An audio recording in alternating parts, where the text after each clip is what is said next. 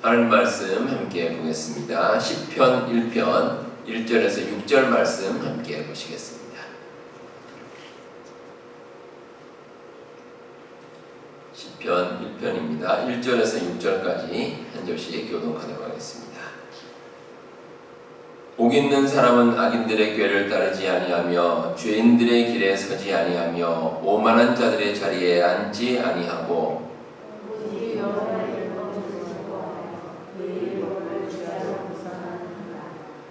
그는 시냇가에 심은 나무가 철을 따라 열매를 맺으며 그 잎사귀가 마르지 아니함 같으니 그가 하는 모든 일이 다 형통하리로다.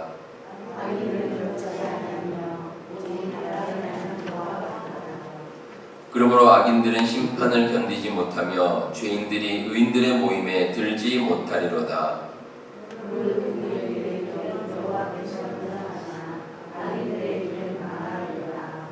아멘.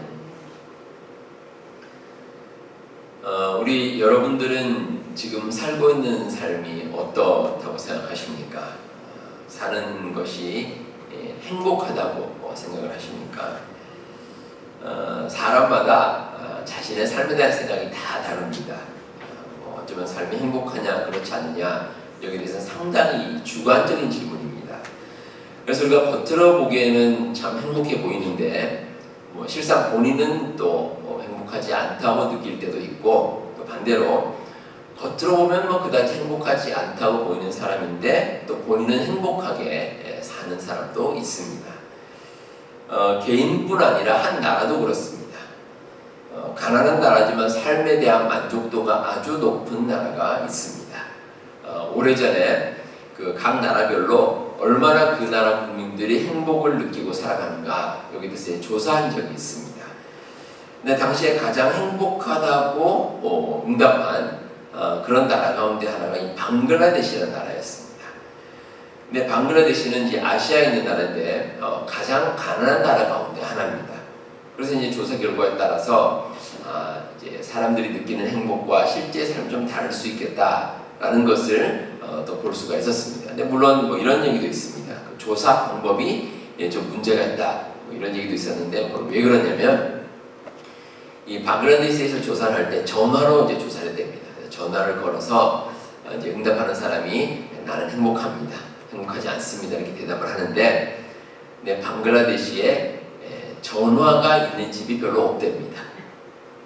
그래서 적어도 집에 전화가 있을 정도면 또 그 나라에서는 꽤 잘 사는 그런 집입니다. 이제 그러다 보니까 대부분의 사람들이 행복하다 이렇게 응답을 했다. 이런 이야기도 들립니다. 이 방글라데시는 좀 극단적인 경우라고 해도 이제 국민들의 성향에 따라 또 좀 다릅니다. 어떤 나라 국민들은 좀 낙천적인 국민들이 있습니다. 그러면 삶이 어떻든지 난 행복하다 이렇게 대답할 것이고 또 어떤 국민들은 비관적인 그런 분들도 있습니다. 그런 나라는 삶이 겉으로 보기엔 참 풍족한 것 같은데 또 나는 행복하지 않다 이렇게 대답하는 사람도 있습니다. 이렇게 이제 사람들의 생각이 참 주관적이다 보니까 파악이 어렵습니다. 그래서 사람들이 이제 객관적인 지표를 사용하기도 합니다. 그래서 가장 일반적으로 사용하는 것이 소득입니다. 소득. 우리가 이제 얼마나 많은 소득을 우리가 가지고 있느냐. 한국 같은 경우에 보통 조사를 해보면 매월 이제 월급이죠. 매월 버는 소득이 한국 돈으로 한 600만 원에서 700만 원 정도까지는 사람들이 아주 행복 지수가 막 높아집니다. 많이 벌면 벌수록 높아지다가 한 600, 700만 원이 넘어가면 그 다음부터는 비슷하다 됩니다. 작게 600만 원 넘어가면 그 다음부터 소득이 많이 올라간다고 해서 행복이 확 높아지는 게 아니고 비슷합니다. 그러니까 아마 이 경제학에서 말하는 소위 한계 효용 체감의 법칙이라고 있는데 이거 같습니다. 예를 들어서 우리가 아주 배가 고플 때 빵을 먹습니다. 밥을 먹든지 그러면 어떻습니까? 너무 맛있죠. 그런데 배가 좀 적당히 부른 상태에서 먹으면 어떻습니까? 그렇게 기쁘지가 않습니다. 그러니까 효용이 점점 줄어드는 거죠. 그러면 우리가 일반적인 삶의 모습입니다. 한국이 현재 1인당 국민소득이 3만 불이 넘습니다. 이게 상당히 높은 겁니다. 과거에 비하면 엄청난 경제 성장을 이뤘습니다. 그런데 사람들이 행복하느냐? 꼭 그렇지만 않은 것 같습니다. 그 이유가 자살하는 사람 비율이 그렇게 높습니다. 그래서 이제 경제협력개발기구죠. 그 OECD 회원국들 가운데 거의 10년 넘게 자살률이 1위입니다. 그러니까 사람이 이 복이라는 개념을 뭐 주관적인 것도 그렇지만 객관적으로도 규정하기가 참 어렵습니다. 근데 어쨌든 이 사람들은 복을 누리며 사는 것에 관심이 많습니다. 교회도 그렇습니다. 이 교회도 복에 대해서 언급을 많이 합니다. 그러니까 그만큼 이제 복에 대해 관심이 많다는 거죠. 이 복에 대해서 오히려 너무 강조하다 보니까 이 기복신앙이란 말도 나옵니다. 기복신앙. 복을 바라는 것에 집중한다. 이런 뜻입니다. 이 기복신앙이라는 것은 이제 한국이 한참 이제 경제적으로 발전할 때, 그래서 뭐 1970년대, 80년대 한참 발전할 때 이 교회에서 기복신앙이 널리 퍼졌습니다. 그래서 우리가 믿음을 가지면 경제적으로 잘 살게 된다. 뭐 이런 주장인데 그러한 것들이 요즘엔 많이 사라졌습니다. 그렇다고 해서 이 복에 대한 관심이 완전히 사라진 것은 아닙니다. 근데 한국만 그러느냐? 그렇지 않습니다. 미국도 똑같습니다. 뭐 미국 교회는 뭐 좀 다르다. 그렇지 않습니다. 미국 교회도 이 복에 대해 강조하는 것들이 상당히 많습니다. 특별히 그 기복신앙, 그러니까 복에 대해서 강조하는 교회들을 보면 특징이 있습니다. 소득이 그다지 높지 않은 그런 지역에 있는 교회들이 그걸 강조하는 경우가 많이 있습니다. 근데 어찌되었든 우리의 삶에서 복을 떼어놓고 생각할 수는 없습니다. 사람들은 누구나 복을 누리며 살기 원하기 때문입니다. 자, 우리 그리스도인들도 마찬가지입니다. 근데 그리스도인들은 특별히 우리에게 필요한 것이 있습니다. 하나님께서 주시는 복입니다. 하나님께서 주시는 복. 이게 반드시 필요합니다. 그리고 하나님께서도 우리에게 복을 주시겠다. 이렇게 약속을 하셨습니다. 분명히 약속하십니다. 자, 그렇다면 우리가 복 있는 삶을 살기 위한 비결이 과연 무엇일까? 어떻게 하면 복 있는 삶을 살 수 있을까? 오늘 말씀이 기록된 이 시편 1편은 시편을 시작하는 그런 시편 1편입니다. 근데 여기에 주제가 복 있는 사람입니다. 시편에 많은 시들이 있는데 그 많은 시 가운데 첫 번째로 나오는 시의 주제가 복 있는 사람. 과연 이 복 있는 사람은 어떤 사람일까? 제가 이 자리에서 다 말씀드릴 수는 없지만 일단 시편 1편에 나오는 복 있는 사람이 어떤 사람인가? 여기에 대해서 함께 한번 묵상해 보도록 하겠습니다. 자, 우리가 복 있는 사람이 어떤 사람일까 생각할 때 먼저 한 가지 전제 조건이 필요합니다. 복이 무엇인가? 복이 무엇인가? 여기에 대해서 우리가 꼭 알고 있는가? 이게 꼭 필요합니다. 옛날 사람들은 흔히 이제 복이 뭐냐라고 할 때 5복을 얘기합니다. 5가지 오복이 있다. 그래서 뭐 건강하게 장수하는 거, 또 부자로 사는 거, 또 덕을 베풀며 사는 거, 뭐 이런 것들을 복이다 이렇게 이야기를 합니다. 물론 이런 것도 복의 조건이 될 수가 있습니다. 하지만 그리스도인이라면 반드시 기억해야 될 복의 조건이 있습니다. 오늘 말씀 가운데 악을 떠나서 하나님의 말씀 가운데 사는 것, 이게 복입니다. 자, 두 가지죠. 하나는 악에서 떠나는 것, 그리고 또 하나는 하나님의 말씀 따라 사는 것. 이게 복의 조건입니다. 그러니까 이 조건을 만족시켜야 우리가 복을 누리며 살 수가 있습니다. 자, 첫 번째는 악을 떠난 삶. 1절에 나옵니다.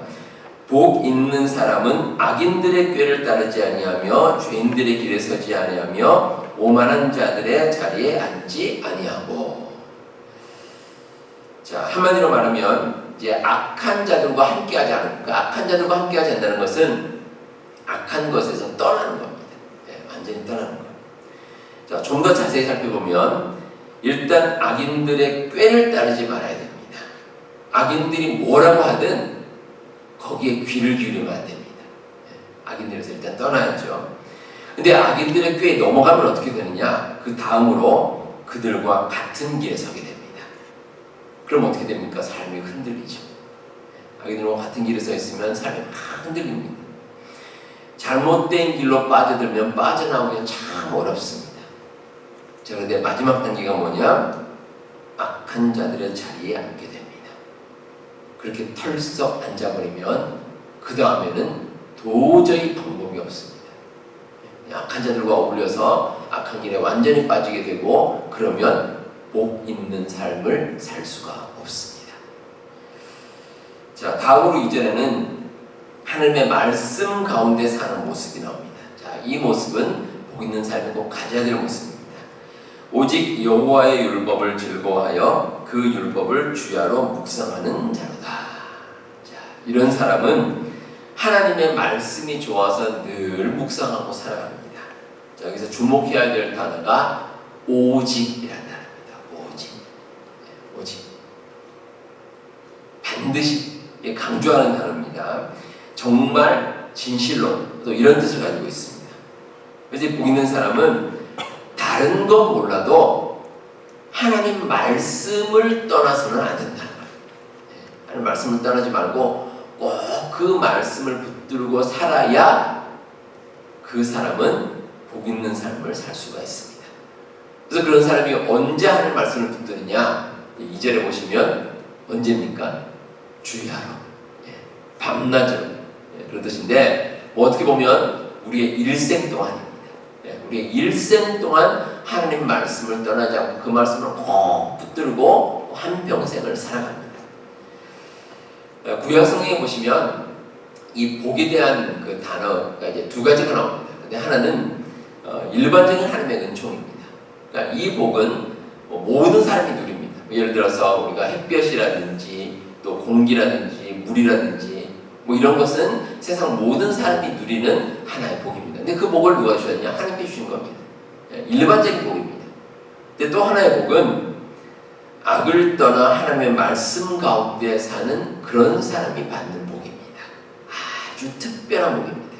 그러니까 오늘 말씀에 복 있는 사람이라고 할 때 그 복이 바로 이 복입니다. 이 복은 세상 사람들이 다 받는 그런 복이 아니라 믿는 사람만이 받는 복입니다. 아주 특별한 복입니다. 더욱이 이 복은 다양합니다. 아주 다양합니다. 그러니까 오늘 말씀에 있어서 이 복이라는 단어를 잘 보시면 이 복이 원래 복수라고 단수가 아닙니다. 복수입니다. 그러니까 한 사람이 복을 받는데 뭐 한 가지 복만 딱 받고 끝나느냐 그게 아닙니다. 여러 가지입니다. 이 복도 받고 저 복도 받고 하나님께서 우리의 처지에 맞게 다양한 복을 우리에게 허락해 주신다는 겁니다. 그게 복 있는 사람입니다. 자, 우리가 이제 복의 조건이 나왔습니다. 우리가 악한 것에서 떠나서 하나님 말씀 따라 살아가는 것, 이게 이제 조건입니다. 복의 조건입니다. 자, 우리가 복의 조건을 이제 알았습니다. 그럼 어떻게 되겠습니까? 실천해야죠. 그 길로 우리가 실천해야 됩니다. 자, 복의 길로 꼭 가려는 마음이 필요합니다. 복에 대한 의지가 있어야 됩니다. 내가 세상 살면서 하나님께 주신 이 약속대로 내가 복 있는 삶을 꼭 살아야겠다. 이런 마음이 있어야죠. 그냥 뭐 복은 복이고 나는 나다 이게 아니고 하나님께서 이렇게 하면 복을 받을 수 있다라고 우리에게 말씀해 주셨으면 그렇지. 우리가 하나님 말씀 따라서 내가 한번 복 있는 삶을 한번 살아봐야지. 그 마음을 가지고 따라가야 됩니다. 그래야 복을 받습니다. 근데 우리 사람이 이 복에 대해서 알고 따르고자 하지만 근데 한 가지 문제가 있습니다. 우리가 참 연약합니다. 우리가 연약합니다. 그러니까 우리가 복이 어떤 것인지 알면서도 우리가 때로는 그 길로 가기가 어렵습니다. 우리 삶이 그렇습니다. 우리가 참 부족하고 또 이 연약한 존재라서 그렇습니다. 그리고 우리를 넘어뜨리려는 이 사탄의 공격도 참 강력합니다. 우리가 좀 하나님과 함께 하면서 이 복을 좀 누리고 살고 싶어서 참 열심히 이제 신앙생활을 하면 사탄이 꼭 방해를 합니다. 우리로 하여금 하나님의 그 복에서 멀어지도록 꼭 이게 방해를 합니다. 그래서 우리에게 필요한 것이 누군가의 도움입니다. 도움이 필요합니다. 우리가 스스로 대단하다고 여길지라도 사실 우리가 다른 사람의 영향을 많이 받습니다. 그리고 실제로도 그 다른 사람의 도움이 필요할 때가 많습니다. 근데 우리 믿는 사람이 특별히 도움을 받아야 할 대상이 있습니다. 하나님께로부터 받는 겁니다. 하나님께 도움을 받아야 됩니다. 그 도움이 있어야 우리가 흔들리지 않고 우리 하나님 주신 그 복을 누리며 살아갈 수가 있습니다. 자, 그러면 우리는 이런 결론에 도달합니다. 우리가 복을 알고 복의 길로 갈 수 있는 것은 결국 하나님의 은혜라는 겁니다. 하나님의 은혜입니다. 일단 우리가 복을 깨닫는 게 하나님의 은혜입니다. 뭐가 복인지 아는 것. 이거 하나님께서 알려주셔야죠. 하나님의 은혜고, 또 우리가 복에 대해서 알았습니다. 뭔지 알았습니다. 그러면 그 복을 어떻게 우리가 이용할 것인가. 열심히 복을 우리가 구하고, 또 우리 힘으로 안 되면 누군가의 도움을 받는 것.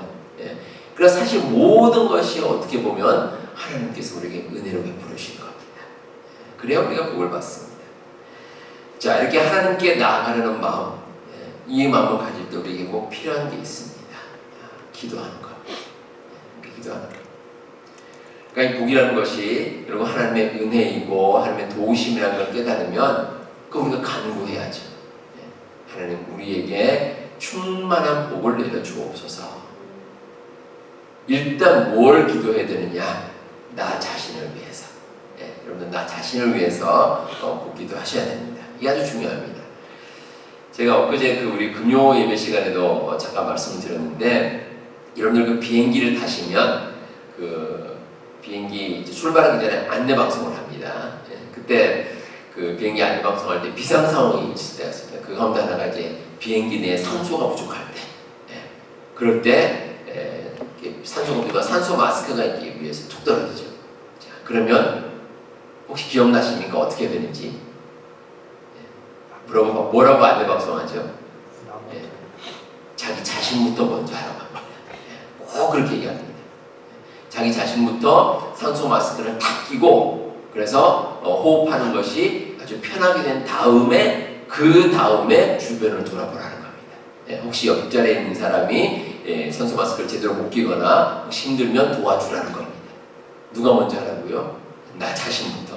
우리 신앙도 똑같습니다. 우리가 신앙생활 할 때도 뭐 주변 사람 돌아볼 거 없습니다. 일단 내 신앙부터 챙겨야 됩니다. 내 신앙. 내가 정말 하나님 앞에서 똑바로 서 있는가, 하나님의 축복 가운데 살고 있는가, 하나님께서 원하시는 그 말씀 가운데 살아가고 있는가, 내 신앙부터 내가 챙긴 다음에, 자, 그 다음에 우리 주변을 돌아봐야죠. 혹시 주변에 신앙생활이 힘든 분들이 있는가? 주변을 돌아볼 때도 제일 가까운 데 있는 사람부터 돌아봐야 됩니다. 그래서 우리 여러분들 꼭 필요한 우리 자녀들 신앙생활 잘하고 있고 또 바른 길을 가고 있는가, 하나님의 말씀 가운데 서 있는가 일단 돌아보고 또 자녀를 위해 기도하는 거 참 중요합니다. 그렇게 하면 하나님께서 우리에게 주시는 그 복을 우리가 받아들일 수가 있습니다. 자, 그러면 이렇게 복 있는 우리의 삶을 우리가 이제 살기로 작정하고 또 열심히 노력하고 또 열심히 애를 씁니다. 자, 그러면 그런 가운데 하나님께서 우리에게 복을 주시죠. 그러면 복 있는 사람이 누리는 결과가 있습니다. 자, 두 가지입니다. 하나는 형통한 삶입니다. 형통한 삶. 복 있는 사람은 형통한 삶을 삽니다. 자, 여러분들이 형통하면 무슨 생각이 드십니까? 형통하면 뭐가 이렇게 잘 되는 거죠. 참 뭐 잘 된다 할 때 형통하다. 어떤 분의 삶을 볼 때 그분 삶에 뭐가 잘 풀립니다. 그러면 저분은 형통하구나 얘기할 수 있는데, 이제 성경 말씀에서 이 형통이라는 단어는 조금 더 좀 특별한 의미를 지닙니다. 어떤 의미냐면 번성한다 그런 뜻입니다. 번성한다. 좀 쉽게 설명을 드리면 번성한다는 말은 조금씩 더 나아진다는 말입니다. 우리가 살아가면서 가끔 그런 말하죠. 소위 그 대박이란 말이죠. 대박. 누가 대박이다 그러는데 성경에서 말하는 형통, 이 번성은 그 대박과는 조금 다릅니다. 이게 한꺼번에 뭐 확 잘 되는 이게 아니라 조금씩 더 나아지는 것. 삶이 좀 더 나아지는 것. 이게 이제 형통이고 이게 복의 결과라는 겁니다. 하나님께서 그런 복을 주십니다. 자, 여러분들 한번 생각해 보시기 바랍니다. 이 두 가지 사례가 있습니다. 하나는 아주 크게 성공을 거둔 후에 크게 실패하는 경우입니다. 그리고 또 하나는 꾸준히 계속해서 번성하는 겁니다. 자, 여러분들 혹시 여러분들에게 두 가지 경우가 있다고 치면 어떤 쪽을 선택하시겠습니까? 전자입니까? 후자입니까? 첫 번째 겁니까? 두 번째 겁니까? 뭐 더 좋아하십니까?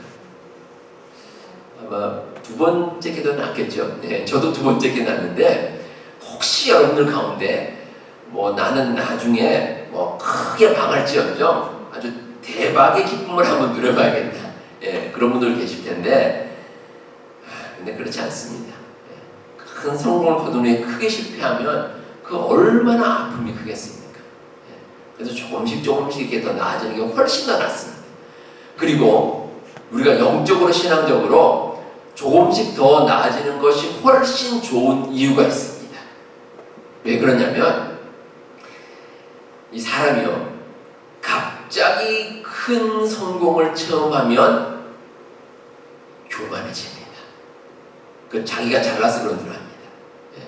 내가 능력이 있고 내가 잘해서 내가 이렇게 큰 성공을 거뒀다라고 생각합니다. 대부분의 사람들이 그렇습니다. 크게 성공하면 겸손하지 못합니다. 하나님을 떠납니다. 그렇기 때문에 우리가 형통하다, 이 성경 말씀하는 형통이라는 뜻, 이게 번성한다, 조금씩 나아진다. 이게 결국은 하나님께서 우리를 지켜주시고 우리를 복 주신다는 증거입니다. 그럼 우리가 계속해서 하나님을 찾게 되어 있습니다. 자, 우리의 삶이 살아가는 데 있어서 뭐 잘 될 때도 있고 힘들 때도 있습니다. 그런데 3절 말씀에서 복 있는 사람은 어떤 사람이냐고 표현했냐면 시냇가에 심은 나무와 같다 이렇게 표현하고 있습니다. 자, 시냇가에 나무가 심겨지면 이 물을 계속 공급을 받습니다. 계속 물을 공급받습니다. 그러면 혹시 가뭄이 있을지라도 시들지가 않습니다. 이 복 있는 사람의 모습이 이와 같다는 겁니다. 기본적인 삶을 이어갈 수 있도록 하나님께서 계속해서 이 복을 공급해 주십니다. 우리도 마찬가지입니다. 우리가 살아가면서 이 안정된 삶을 살아가는 것은 하나님의 축복입니다. 하나님께서 복을 주셔야 됩니다. 그 연세 드신 분들이 이제 은퇴하신 후에 받는 그 소셜 시큐리티라든지 아니면 연금 뭐 이런 것들이 있습니다. 그래서 은퇴를 하게 되면 어떤 분들은 경제적으로 잘 사시는 분도 있고 또 어떤 분들은 경제적으로 힘든 분도 계십니다. 근데 왜 그러냐면 사실 은퇴 후에 어떻게 살 것인가 뭐 아무도 장담하지 못합니다. 뭐 우리가 어떻게 장담하겠습니까? 하지만 그래도 뭐 소셜 시큐리티라든지 뭐 이런 뭐 연금이라든지 이런 것들이 좀 있으면 그래도 어느 정도의 일정한 소득은 보장이 됩니다. 뭐 국가라든지 이제 공공기관 어떤 기관에서 뭐 지급되는 연금으로 뭐 아주 풍족하게 살 수는 없습니다. 그만큼 뭐 엄청나게 잘 살 수 있도록 그렇게 주지는 않습니다. 그렇다고 하더라도 그래도 최소한의 생활은 보장을 받습니다. 그러면 삶이 아주 흔들리지는 않습니다. 복 있는 사람이 그렇습니다. 우리가 꾸준히 물을 공급받기 때문에 철에 따라 열매를 맺습니다. 그래서 중요한 말인데 철에 따라 열매를 맺는다는 것은 열매를 맺을 시기에 열매를 맺는다는 겁니다. 이 열매를 맺어야 되는데 갑자기 뜬금없이 여름에 열매를 맺습니다. 원래 가을에 맺어야 되는데 여름에 맺습니다. 그럼 어떻습니까? 이 열매가 덜 익은 거죠. 제대로 익지는 않습니다. 그 많이 되질 않습니다. 또 열매가 겨울에 맺는데 이게 어떻습니까? 겨울 되면 열매가 다 떨어지죠. 그때 익는다는 거 이것도 바람직하지 않습니다. 근데 하나님께서 우리에게 때에 맞춰서 아주 계속해서 이제 복을 공급해 주시고 또 그리고 우리는 그에 따라서 아주 딱 맞는 때 그때 열매를 맺는 그런 삶을 우리가 살게 된다는 겁니다. 자, 또 하나 복 있는 사람의 결과는 하나님께서 인정하시는 삶을 살아갑니다. 그래서 인정을 하십니다. 6절에 보시면 무릇 의인들의 길은 여호와께서 인정하시나 악인들의 길은 망하리로다 이렇게 나옵니다. 하나님께서 의로운 사람들의 길은 하나님께서 고개를 끄덕끄덕 하십니다. 그렇지 하고 인정을 하십니다. 찬송가 28장에 보시면 복의 근원 강림하사 찬송하게 하소서 이런 가사가 나옵니다. 자, 복의 근원, 우리의 복의 근원이 누구시냐면 하나님이십니다. 근데 하나님께서 우리에게 강림하셔서 우리에게 복을 주신다는 겁니다. 따라서 하나님께서 인정하신다. 하나님께서 인정하신다는 것은 그 사람이 복을 받을 자격이 있는 겁니다. 충분한 자격이 있습니다. 하나님께서 보시기에 그렇지, 저 사람은 이만하면 됐다 하고 이제 인정을 하시는 겁니다. 얼마나 복된 삶인지 모릅니다. 성경 말씀 가운데 이제 그렇게 복을 받은 대표적인 사람이 모세입니다. 모세가 그렇습니다. 이 성경에 보시면 모세는 하나님께 정말 인정받는 삶을 살았습니다. 출애굽기 33장 11절과 민수기 12장 8절을 보시면 모세가 어떤 삶을 살았냐면 하나님과 대면했다 이렇게 나옵니다. 하나님께서 민수기 12장에서 모세를 인정하시는데 어떻게 말씀하시냐면 다른 여러 선지자들과 같은 사람은 하나님께서 그냥 따로 말씀을 주셨습니다. 꿈이라든지 환상을 통해서 말씀을 주시고 그들에게 하나님의 뜻을 알려주셨는데 이 모세는 어떤 사람이냐면 하나님과 대면하는 사람, 1대1로 만난 사람입니다.